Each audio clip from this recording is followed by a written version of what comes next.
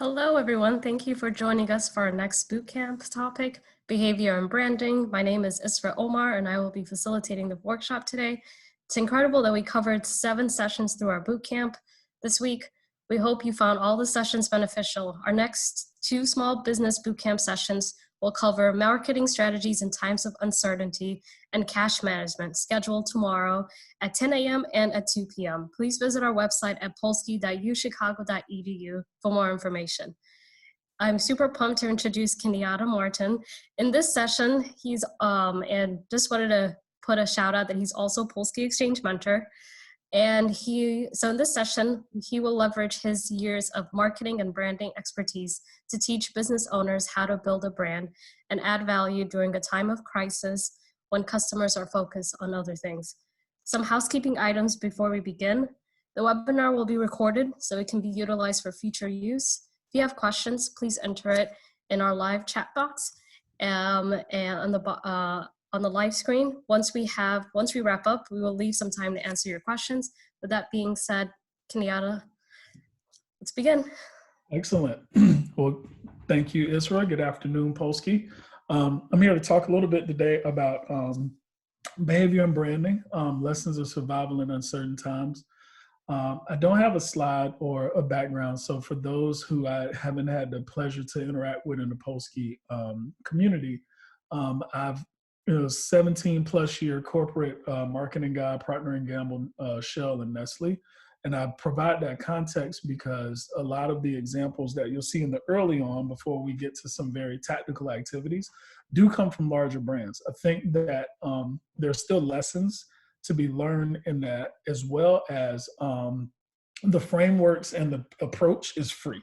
So, to be able to utilize the thinking that, larger brands are going after and apply them to your business, creating a competitive advantage, I think that there's something to that. So in that aspect today, what we'll cover is we'll talk about some lessons from yesterday.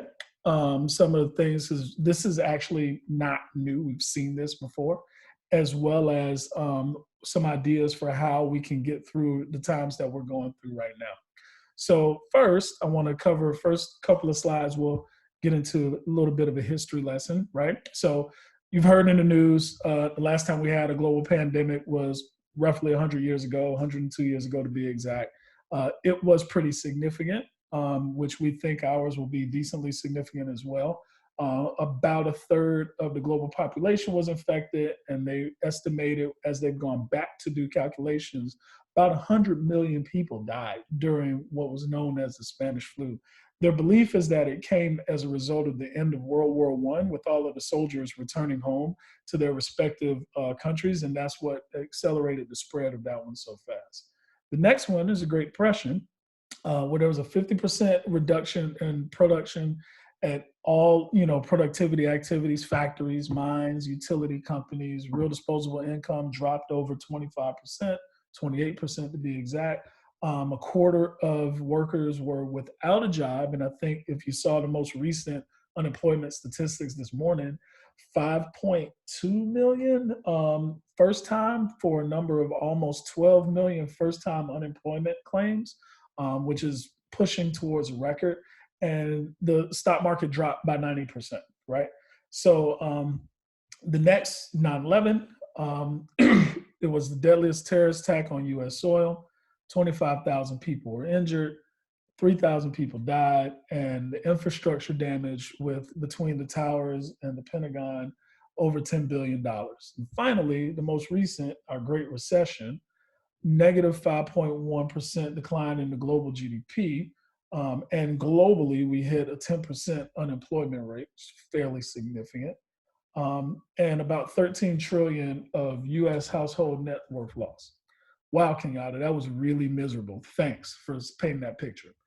Don't fault me, but the main thing I want you to see is that times have been bad before. And the next slide, I'm going to show you some examples of some brands who are able to take these moments and thrive and move into a space. So let's talk a little bit about the pandemic that happened. So there's a brand that was launched, and I think it's still owned by Unilever now, called Bovril. And now this was 1918. So as you can see by the advertising, claim support was a little sketchy.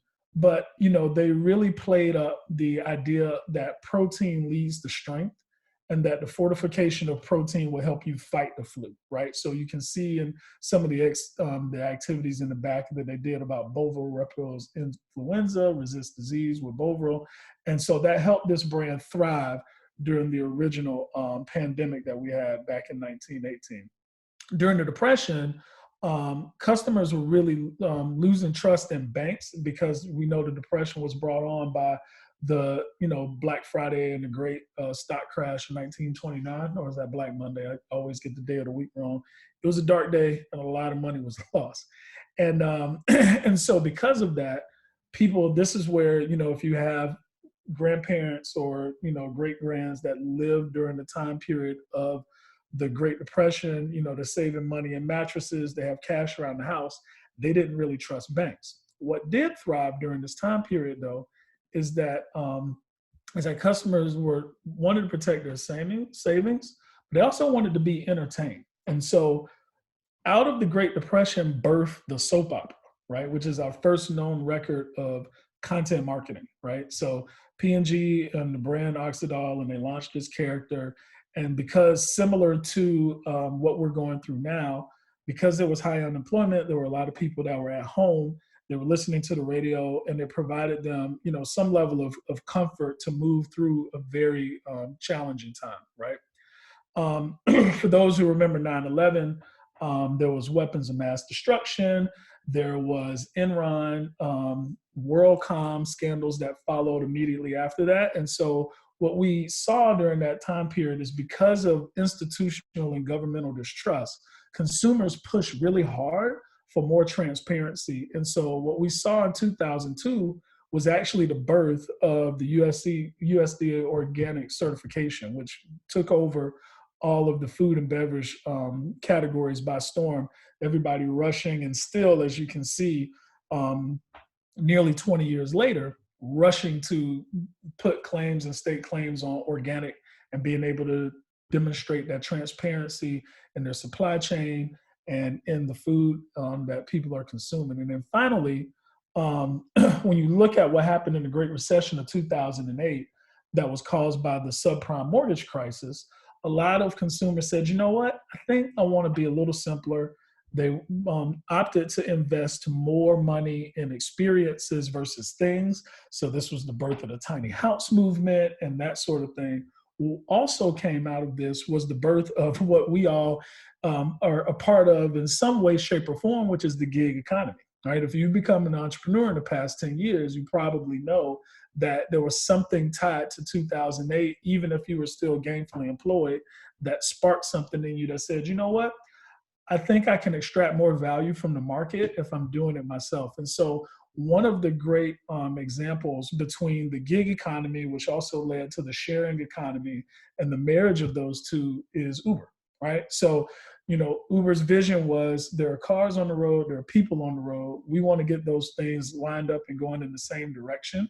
And being able to utilize the network of vehicles and the downtime that people have that they can be able to make money, which was the original vision, and not really to become the jitney service that it's become. But it's a great, you see Uber's advertising for being a great side hustle, right? So tapping into that gig economy mindset to be able to recruit drivers. And also one of the things that we really saw en masse for the first time with Google, and this is a teaser for the future, is a contactless payment system where you pay through the app, your credit card is already set up, you're able to get in and out of the vehicle without having to exchange currency.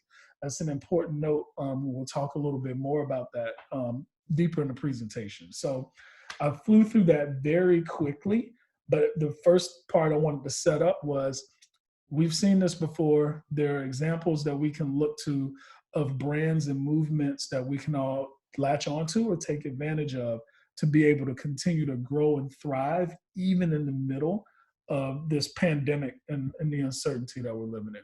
So in that point, you know, let's get into kind of what's going on. And I'm pretty sure my numbers are outdated, even though I made this particular slide this morning. right? So we've seen over 1 million cases. I'm sure that unfortunately the death toll has probably gotten higher.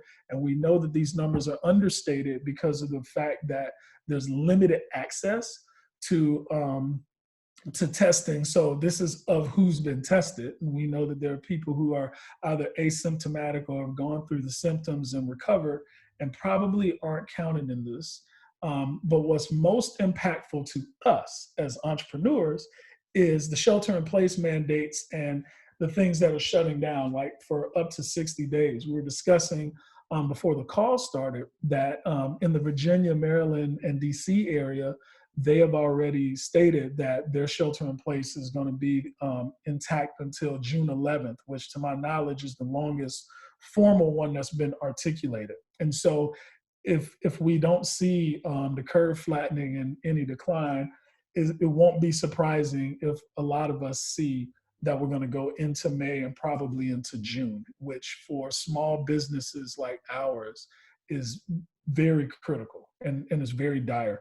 And we all want to be around on the other side of this as best as we can. And so one of the things that we want to discuss is, okay, so how do we think about that? Like, what are the things that we should be doing and preparing ourselves to survive the pandemic, not just healthy as individuals, but as businesses and business owners? And how do we get through that? And so I think some of the things to recognize is that brand building always happens in like it's a evergreen activity stream, right? So your brand is being built whether you are actively building your brand or passively building your brand. And I think what a crisis moment like what we're going through right now with the pandemic gives you a very rich opportunity to actively invest energy, not necessarily dollars, but energy into building your brand, because brands that consumers can trust through a cycle like now tend to last well beyond and have an advantage beyond the cycle. One of the things to note is consumers are starting to lose faith in capitalism. There's an article that circulated the news threads in late March around billionaires and CEOs and business owners trying to rush Americans back to work with insufficient PPE for our healthcare workers, and privileges needing to become universal rights like healthcare, internet access. What we're seeing is that people are, one, being forced to work despite health risks, but two, what's really interesting during the Great Depression is that these kind of, what would be considered socialist behaviors were actually favored, and there was an ask during that time period for the government to get more involved. We saw the stimulus package go out for small businesses, and I hope for many of us on the line, I hope we got our applications in, because about noon today, Central Time, an article came out that said that the PPP is oversubscribed. So if you haven't pulled a trigger, hopefully you can find a banking partner that can assist you, because some of the bank and small business lenders have some access, but they're waiting for federal government and federal guidance on when to release. But the SBA has said that they are oversubscribed and are no longer accepting applications. So, it's a challenge when, companies are showing signs, what consumers are showing these signs of ire, because they're having to choose between their financial well-being and their physical well-being, right? And so this goes into the point that I just made, is that brands that demonstrate that people come before the business, I believe, are going to win now and after this is over, right? And very interestingly, one of the darlings that has emerged early in this situation is the platform we're using right now. Pre-COVID pandemic, Zoom was trading somewhere around 65, 70 bucks. The week after the pandemic was announced, they were trading double. They were up at 140. They've had some security issues, as you well know.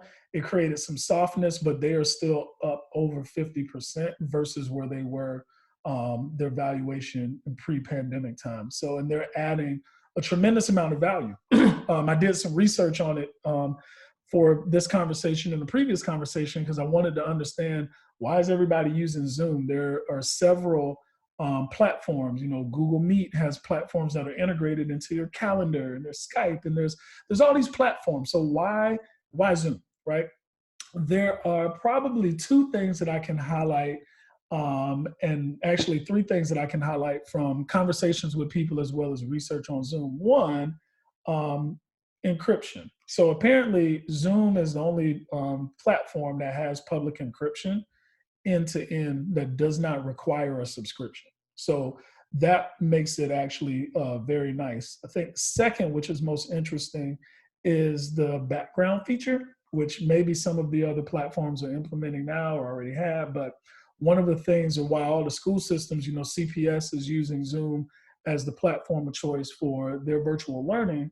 And a lot of it is because you can choose a background that will mask your living situation so it doesn't create socioeconomic impacts for children who are using it for learning, or it creates a bit of engagement for people who might be using it for various work meetings. And the third is that you can do live breakout rooms. So you can be in a big meeting like this on Zoom, and then you can pivot off with a group of people into a breakout room while you're in the platform. So it has positioned itself as a platform that very simply and very easily enables our current reality, which is all of us having to work virtually. So as you think about the benefit spaces of what some of these brands and what some of these companies have done, and where your business plays, now how can you create value? And so Brand Total, which is like a research company, issued this, and I'm not going to drain this slide, but you will be able to get my presentation after this over, as well as the recording. So if you want to dig into some of the information that's on this slide a little deeper, as well as go look up some of these case studies to learn a bit more, you'll have it as a resource to check out later, right? But as you can see, the message ranges from how you communicate to your community, public message, and then how you're communicating to your customer or your consumer, which is a targeted message. And one of the things from a pure revenue standpoint to understand, no time more than now, you need to lean in on your current customers. In understanding who of your current customers can continue to aid and guide support, because one, they've demonstrated loyalty. Two, there's no investment required to speak to your current customer base. You got email or text or however, social media platform, however you engage with your current customer base, it is very critical to invest heavily energy, not money, when I say invest, energy in continued communication and deepening your relationship with your current customer space. So as you think about 4 and 5 on this space around consumer experience and promotions that you might run, ways to be able to continue to drip demand into your business, is going to lead from your customers that find value in your business. Now, I do understand that there are some service-based businesses that get disproportionately impacted by a cascade like this. But we'll talk about how you get creative with your offering to be able to continue to speak to those customers and to see if they can support you throughout this, right? The first half of it is what you can do as best as possible as a small business to be able to show that, hey, we're in this together, right? So, messaging on your social sites and your websites about the situation, leaning into the fight however you can, even if it's, donating 100 masks or, saying, hey, to our customers, we were able to get a few masks, or we'll give any customer a free mask with their next purchase or something like that. And then also any sort of payment relief if you're a large ticket customer and your service is directly proportionate to your income. There's always a tension point, because now your customers can't take advantage of your service, but you need their income to run your business. So, a great example of this is my child's daycare. They applied for a PPP, but they also just came and just petitioned the parents and said, hey, listen, we want to be around for your children afterwards. We have teachers who can't be here this is the only job that they have. And so they really position the messaging around paying tuition. Yes, it is about operating and keeping the lights on, but it's less about the profit and more about making sure that those employees that can't work will continue to be able to work, and that there's, you know, benefit. I have actually a friend of mine who does personal training right now opted for the next 2 months to not cut personal training payment. In exchange, they're going to go from 2 sessions a week to 4 sessions a week when it's all over. So just ways that throughout this, you can figure out ways to protect your demand stream, to protect your revenue stream, but provide service and value to your customer base is absolutely critical. Like I said, you'll get this presentation and you'll be able to walk through this and dip a little bit deeper into the case studies. But I think the key point here is as you look at the spectrum between what are you communicating to the community and how are you engaging with your customers, that's going to be critical. And so, very tactical activity. Pro tip, SEO right now is your friend. I apologize if you've already got a banging SEO strategy and kick butt. So I apologize in advance if this is old news to you. But I think what's really important here is that SEO is probably the best activity system you can do right now from an effort investment that doesn't actually cost you any money, but it'll cost you a little bit of time, right? And so there's a couple of ways to develop your keywords. There's a couple of things I'll talk about on how to implement your keywords. And then there's some other things if you do have a small amount of money to play with, people who can do it for you for very cheap. So I'll start with the development hacks. And I I didn't put it on here, but there's the keyword planner, which is a free tool by Google. You all you have to do is have a Gmail email address. You don't actually have to have a Google Ads account. You can put in a keyword, root word, and then it'll generate all sorts of keyword information surrounding your root word and give you some ideas on, you know, what are various keywords that people are searching that are within your category. Another tool that Google has that's free, that's tangential to that, is their trends tool. So you can also look at a root word, see how relevant it is, see where it pops.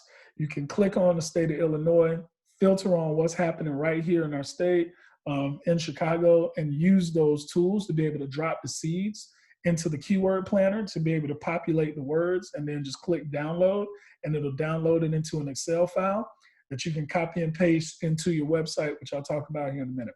The second is the Incognito Chrome search. If the keyword planner and the trends planner are too intimidating for you, here's a really simple hack.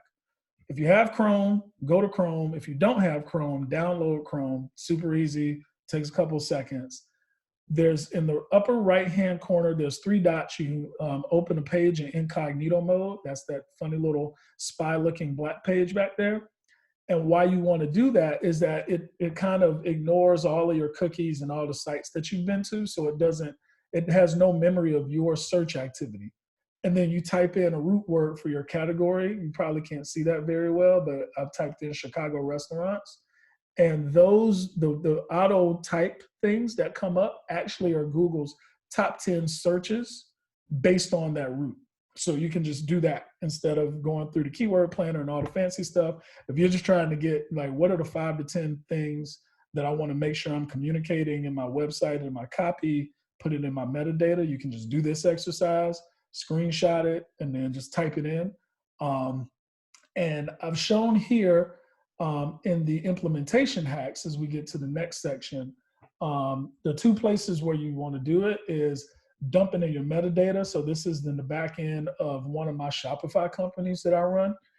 Yes, it is a vape company, but I figured it was the easiest one I could get to and could showcase. And so in the tags, you know, where the keywords go, all those tags are considered metadata, help with your searchability. And then in the copy modifications, where it has the search engine listing preview, here in the description, as well as maybe a title, and this is in the individual product section or whatever, in this description, you have up to 320 characters. So an activity like the incognito search is great here because you'll only put in a few keywords and you'll put the most searched keywords in here. And the way the Google algorithm works is it searches your metadata and your headers. So this is a simple hack. It'll take not that long to do, to be able to go in, identify keywords, then go into the back end of your system. I showed Shopify here. This exists in Squarespace. This exists in Wix. This exists in one-on-one. It's a little bit different for each platform. So you want to go, to your help and figure out where to find it and how to use it. But you can input that into the back end of your metadata, and it'll automatically help strengthen your SEO position and what consumers are searching for. And if all of this intimidates you and you're like, look, I actually don't have the capacity to even sit down and do this for an hour, there are low-cost help with sites like Fiverr and Upworks. I know Fiverr I use frequently, and you can find people that'll do this for you for like, $5 a page, or they'll do $5 a site and have like 4 or 5 basic pages. So you could easily spend, $20, $100, not a lot of money, and have somebody go through this SEO exercise for you and do all the work to make your site relevant and pop more in search, which is free. And those are the things that, it's one of the hacks that you want to do from an SEO standpoint. A little bit of effort, not a lot of investment of money, and actually not a lot of investment of time. You can go in and update. This is just one hack. I'll just send a little plug for tomorrow's presentation. There's going to be a list of very similar hacks like this. So for those who can attend, I encourage you to attend.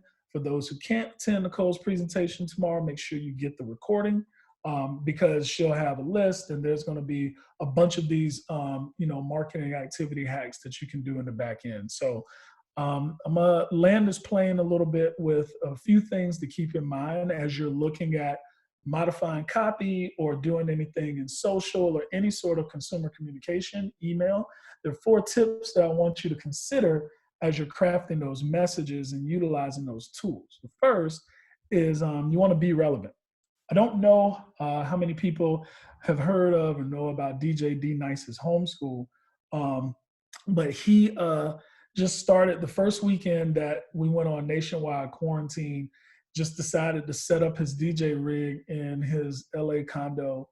And he jumped from 400,000 to 1 million followers over the course of that weekend. On Friday night, when he did it the first time, he had people like Michelle Obama and Joe Biden. I think they said Bernie Sanders came through. There were a lot of celebrities that showed up. And so every hour he had about 150 to 200,000 people that he was doing a house party for, and he just spun for like 6 or 7 hours. And the reason why the hour by hour rate matters is because Instagram Live kicks you out after an hour. And so everybody had to rejoin after the hour was over, but he didn't stop spinning. I sat and listened to him on Sunday and, saw a few celebrities come in, and, he was, it was impressive. And it was so impressive, this actual ad, and it's clipped off at the top, is from Spotify. So Spotify created a playlist dedicated to, homeschool and the types of music that D-Nice was playing, just because, going back to the example from the Great Depression, we're all stuck at home. People are frustrated, and there's a lot of need for feel good and communication. And so he's using his skill set and his capability to provide a service. I have no idea how much money he's raised, but I do know very frequently that there are a lot of people who were in the chat saying, hey, don't forget to tip the DJ. They had his Cash App in the stream. I'm pretty sure he probably cleared easily $100,000 over the weekend just by people dropping $5, $10, $20 on a Cash App over the course of that. And he just added value to us, nationwide, in some cases globally. So be relevant. Think about ways for your business and your customer base that you can be relevant enough that your customers will be spokespeople for you and bring in additional people. The next one is being thoughtful, right? So I always love this example because Hyundai started doing this in the Great Recession. So in 2008, and any small downturns we've had in the past 12 years, it's not always 6 months, but the Hyundai Assurance, promise behind as part of their warranty, they always provide that. And they'll cover you for at least 2 months most of the time. But this is something that they've found that's, driven sales and driven brand loyalty. So it allows people to make that investment and feel like that, hey, I'm not going to lose my vehicle that I need to go back to work, while I'm trying to get on my feet or whatever's happening. So whatever you can afford, how can you demonstrate that you're being thoughtful to your customer base? Whatever it is that you can do within your business, whatever you can share, whatever value you can add that your customers will see, how can you add that value? How can you be thoughtful? I say the third is creating value, which goes into this, right? So Verizon has given people extra data because they recognize people are at home. People have to work from home, so they're on their phones more and they're using their tools more. They might be using their MiFis because they don't have internet in their home.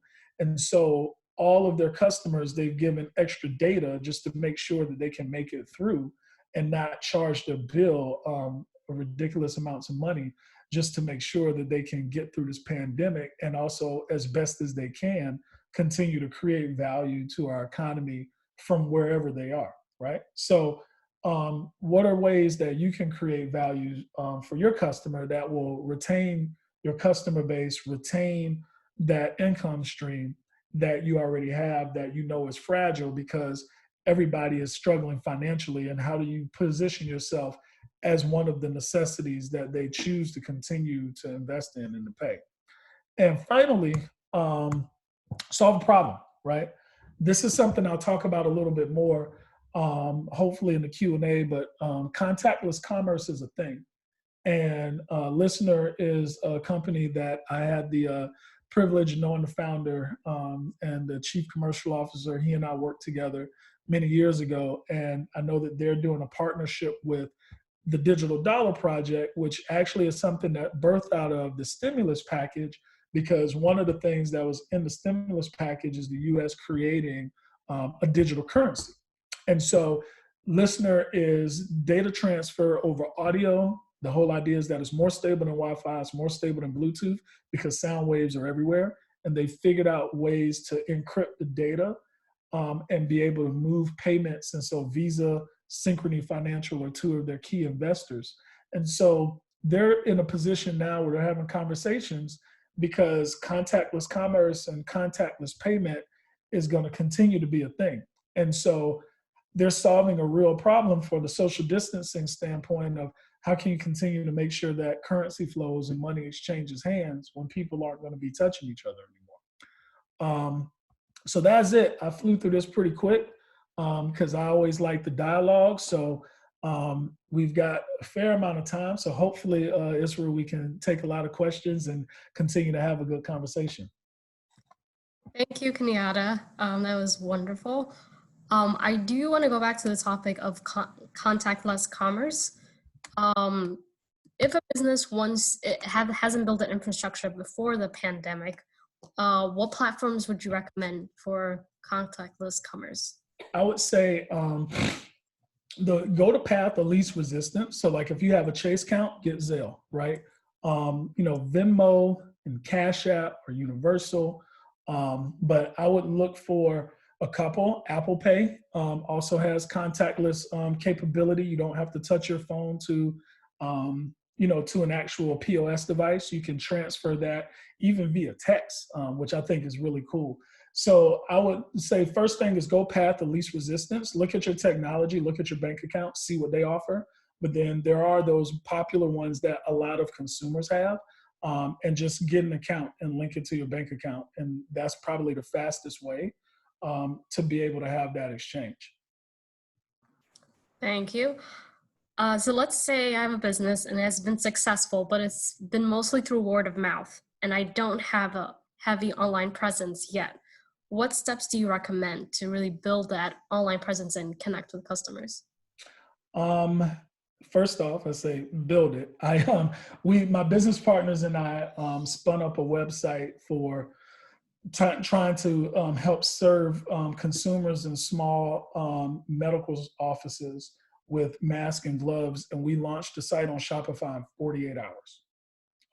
So it can be done very, very quickly, and it doesn't take a lot if you have the resources to be able to pay the 20 or 30 buck month subscription. But I would say now is probably the time to establish that. The other thing that you can do is through your word of mouth network, if you can create a digital asset, and I don't know if you've got an email list of your customers or some way to communicate to your customers beyond your web presence, give them an asset to share and have them share it in their social or through their email network or whatever.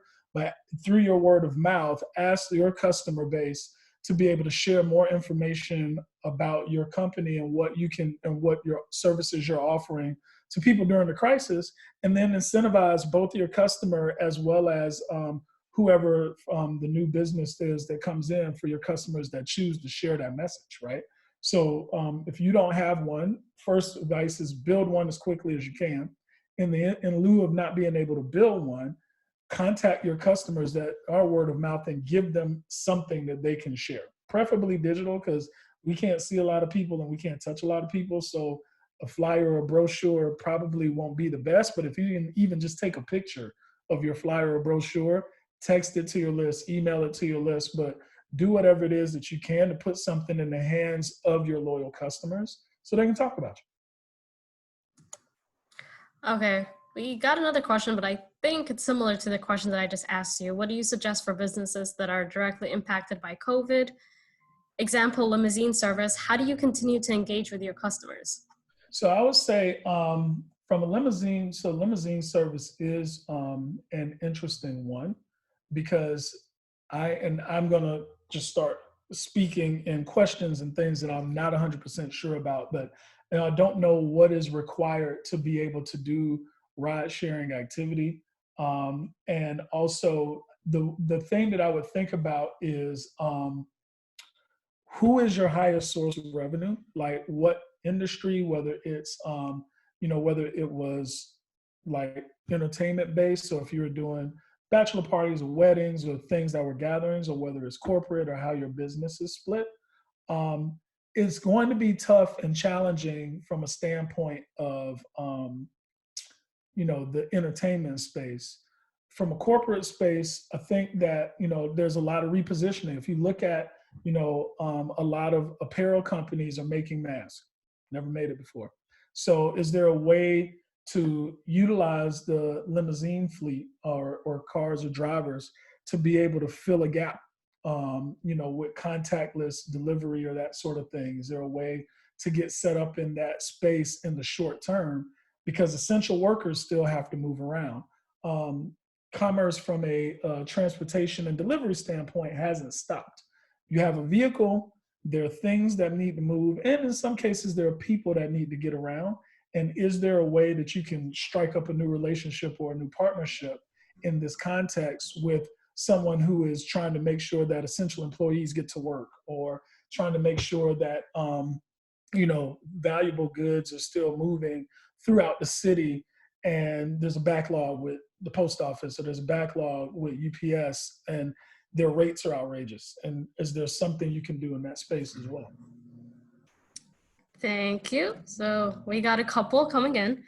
How will you predict the customer's behavior change before/after the pandemic, and how to set realistic expectations on the change of a customer base? I know we were kind of talking about this before we started, so. Yeah, I think contactless payment is one. And I think that for those of us as entrepreneurs, I say us as entrepreneurs, but for those entrepreneurs who have some sort of physical space attached to their business, I think about what happened after 9/11 and TSA magically appeared. And so now we have security, and there's different gates, literally and figuratively, that we have to jump through to catch a flight.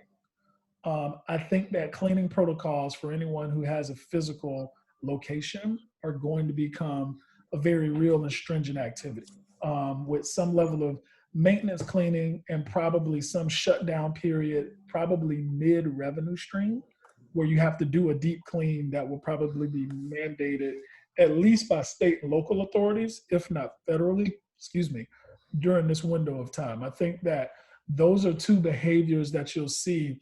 Like if I go to the Target South Loop and they've got the lines for the 6 feet of spacing, and they have an employee who literally is wiping down every self-serve checkout after every customer, right? I don't know if we'll continue to be that extreme, but what I do know is that that is already starting kind of a pattern that we'll see, I believe, that will optimize. Innovation will make it faster. But I think those are sorts of things that we'll probably end up seeing that'll remain afterwards, right? And so from a consumer behavior standpoint, I think social distancing is going to become a natural thing.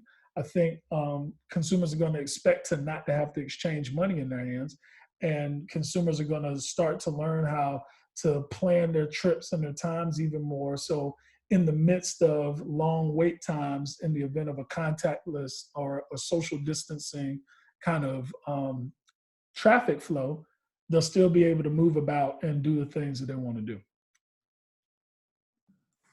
Thank you. So this is going back to social media content. How do you create it for your brand? When do you make the right decision to hire someone or just kind of do it yourself? How do you? I always say you have to ask yourself if you're hiring for skill or scale, right? It's kind of my philosophy and the principle that I always use. Is it a skill set that you lack? Probably should hire for it. Or, do your best to kind of, run through it. If you don't have a lot of investment, just try something. Because, I personally think the more authentic your content is, probably the more effective it's going to be.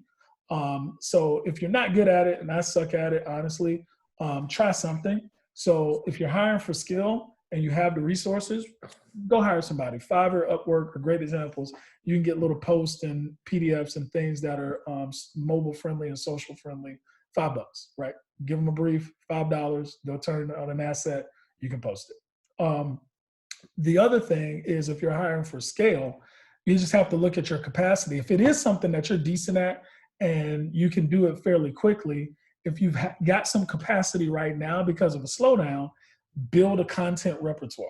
Just build content, push some of it out, but start to build a repertoire, because there will be a time where this will subside and you'll have to get back to running the business. And once you have less time to do content creation, then you have to determine whether or not you need to scale yourself if it's a skill set that you possess. So that's always my guidance, and I don't think that changes right now, is skill or scale, right? You have to decide what you're hiring for and understand where your breakpoint in capacity is for you to have to be able to go out and get some help to be able to execute that. Thank you. So the next question is, how can a lawn care and landscaping startup market to clients during this time? Ooh, so I would say that, and we're actually ironically in kind of this space right now. One of the projects and businesses that I'm working on is we still are pre-launch, and we've had delays, and now we've got delays related to this, and we're still going to be launching in the middle of this. Now, luckily for us, we're an e-commerce business, so it kind of helps some. But from that standpoint, digital businesses have an advantage because there is less overhead to manage. When you have a brick and mortar and you physically can't have people come into the space, it becomes extraordinarily challenging to fight through an activity like this. But again, how can you provide a service or a good to your customers in a way in this environment? So I'll give you an example. I know a chef who does catering, and she started selling her recipe cards online for some of her, easy accessible dishes. For anywhere between $5 and $9, she sells a recipe. And people are buying it not because they can't Google a recipe, but one, they want hers, and two, they recognize the times that we're in. And so it's this nice marriage between, I might not be able to eat out, or if I can eat out, to support a local restaurant that I want to keep open. But I might be in the mood for something, and I've got food that I've gone to pantry load on and I need to cook. This is a nice way that I can continue to support a food-based business, pick up, a new recipe or a new skill while I'm in my own kitchen, and that business can continue to thrive. So what are some ways that you can take your service, parcel it out and package it together in a digestible chunk that might still allow you to see a revenue stream in this point in time? Thank you. Do you have suggested resources on getting a quick background introduction to SEO? And how do you keep up to date on the changing digital marketplace? You know what's interesting is that the providers of the service actually have great intro primers, right? Google and Facebook have great trainings because they understand that if people don't know how to use the tool, it doesn't do them any good. So the first place I would start is go to the source. They have great trainings. You can just Google, Google Ads SEO training. The link will pop right up. They've got videos. They got stuff you can read. Same thing with Facebook University. They'll teach you all about the different ways and tools that Facebook and Instagram utilize, social marketing, the types of advertising you can buy, tips and tricks on how to make sure that you get your ads through and approved. And that's the starting point, right? And then there are experts who have, hacks that they've been able to do to get into like the code and understand in that sense, the algorithm searches your header. How do you look at your source code and make sure that your header is something that's relevant and not free shipping, right? Or, open today, right? That sort of thing that's in your source code, which is a little more advanced, but not out of the realm of possibility for somebody who can send an email or, if you can work the back end of your website, then there's very easy source code that you can put in to do some optimization. I think once you start getting into backlinks and that sort of thing, that's when you might want to get some actual professional help. But to just do basic SEO work, you can start with Google and Facebook, and they will show you ways to just get started in a way to improve your output out of the gate. So as you know, some larger events have been canceled that have been planned for like maybe a year or 2 years. In the case of like the pandemic, how can event planners continue to engage with their audience? The interesting thing, and it kind of goes back to this example that I shared here. There's been a groundswell. Apparently, I know a lot of DJs. Had no idea that I did, but I know a lot of DJs, and so I have seen these sorts of event-based executions where there's been entertainment of some sort that's been live streamed, and there's social engagement, virtual concerts, virtual music festivals that have been happening already online.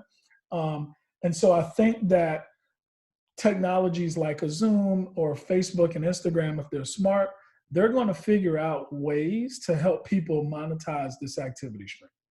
They're going to have to.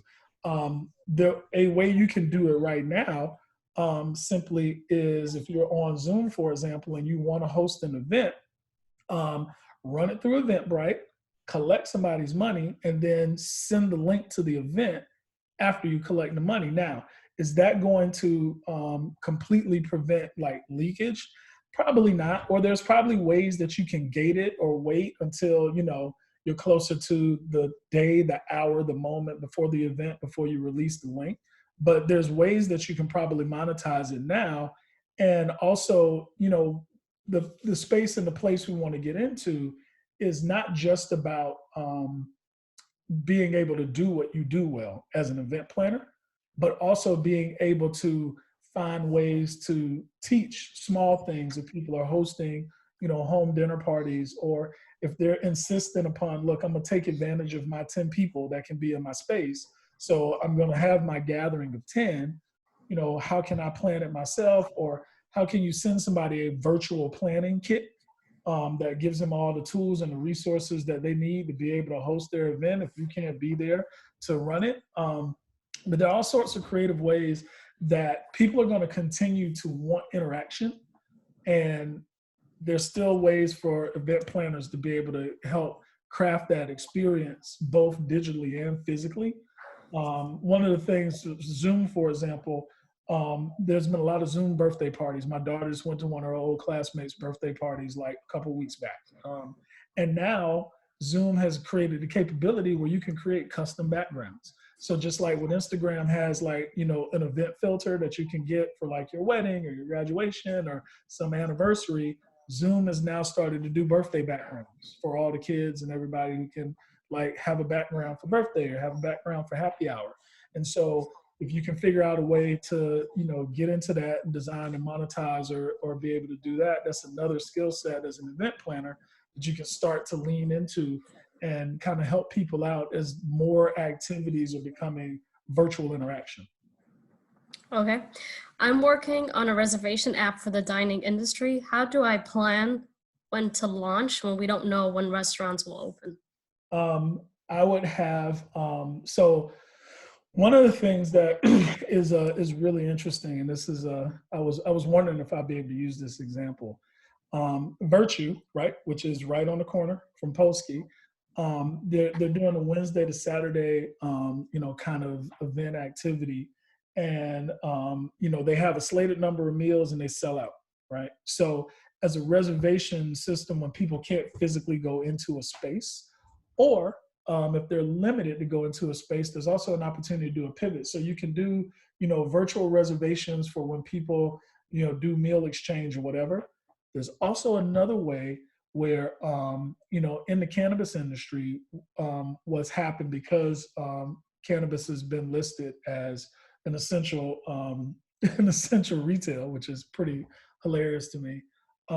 For adult use, recreational, a lot of dispensaries are using Eventbrite to have people set reservations. So if you're a reservation platform, you want to get proof of concept.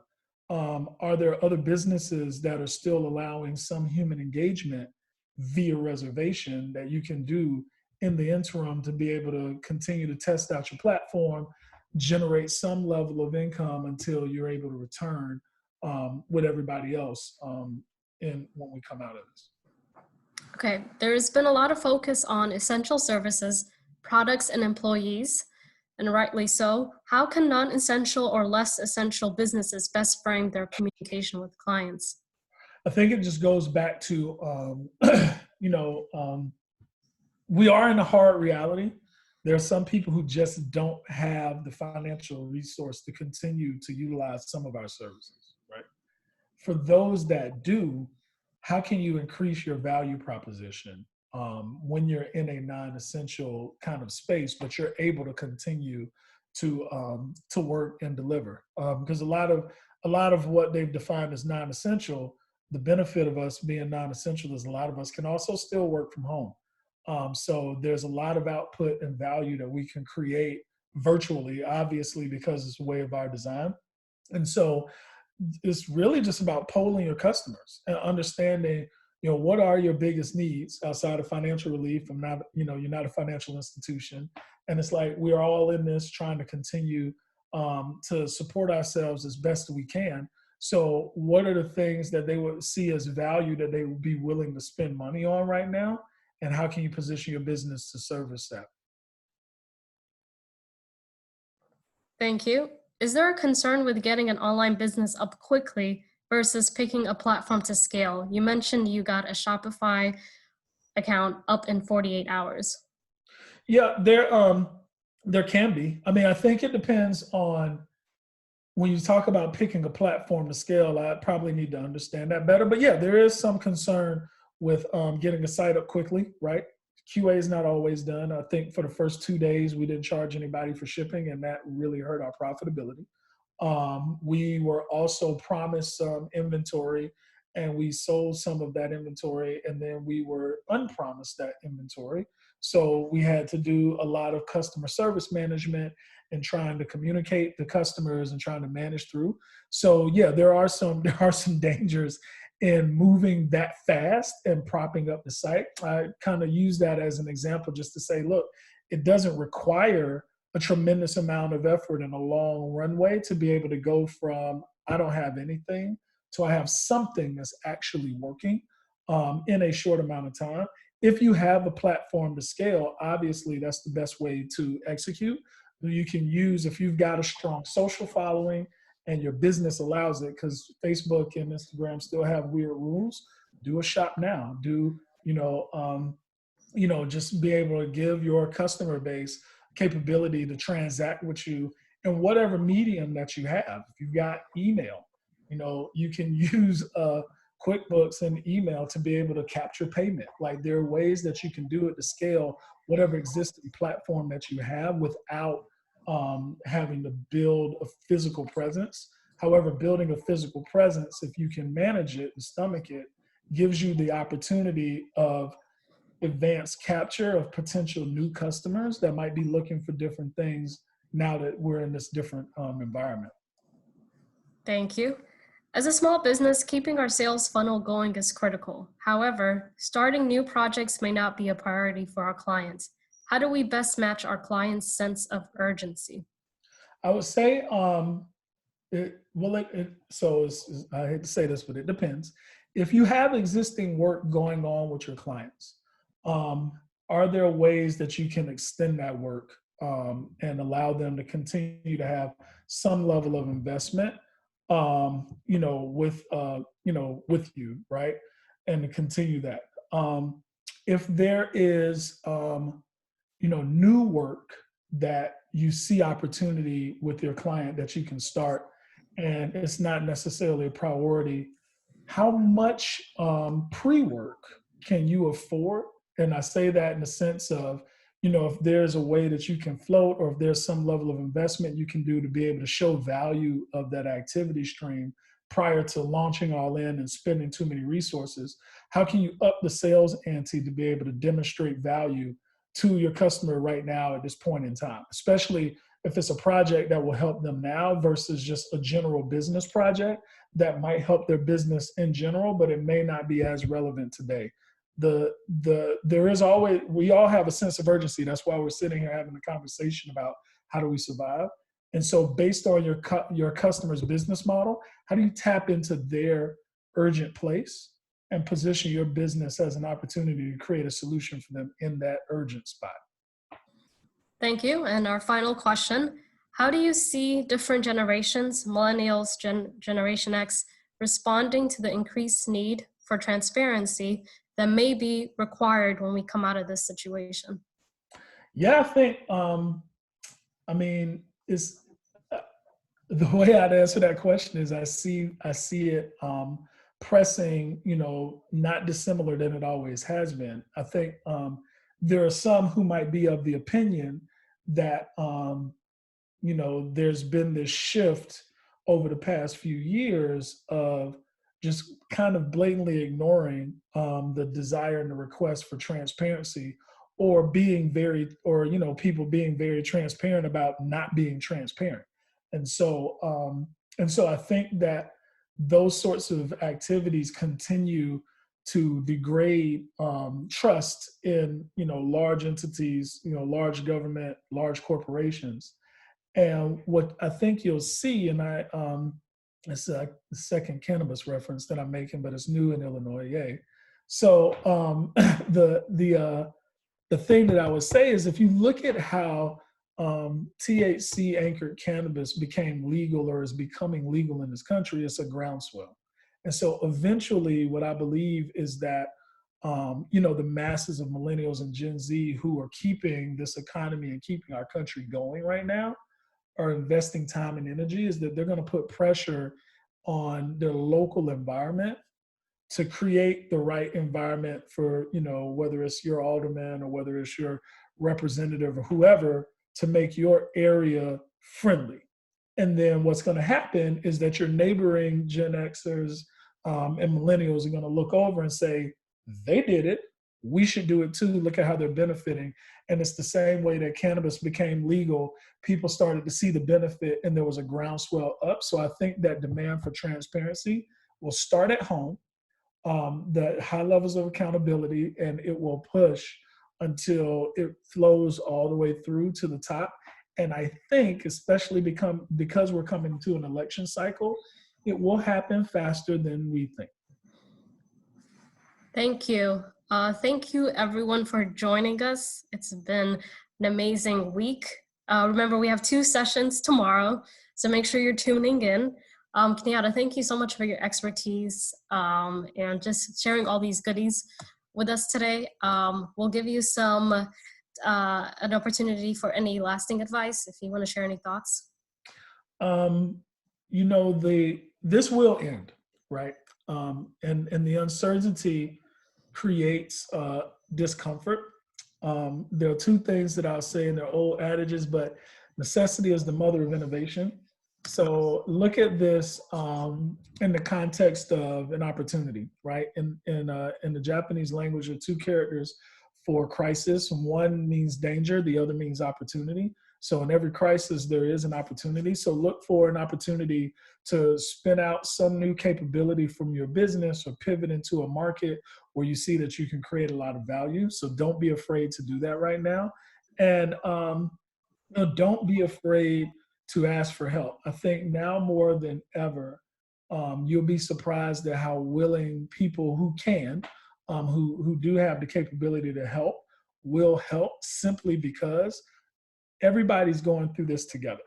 And it actually does not really matter what your financial or socioeconomic status is. We are all in the house. None of us can leave. So I think what's very interesting about that is because this is a common disaster and a common calamity, there is usually the human side will, I think, ultimately prevail. And don't be afraid to tap into that right now. We will prevail. Thank you. Thank you, everyone, for your questions. Thank you so much, Kenyata. It's nice seeing you. Thanks, everybody. Good to see you. Have a good one, everyone.